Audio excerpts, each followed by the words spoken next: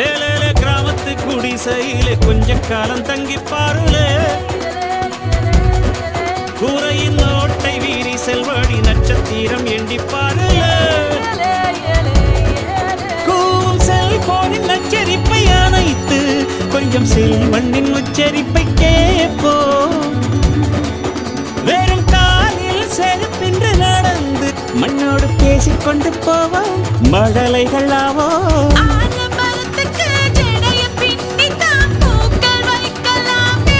உரோரம் ஐயனாரிடம் கத்தி வாங்கித்தான் பென்சில் சீவலாமே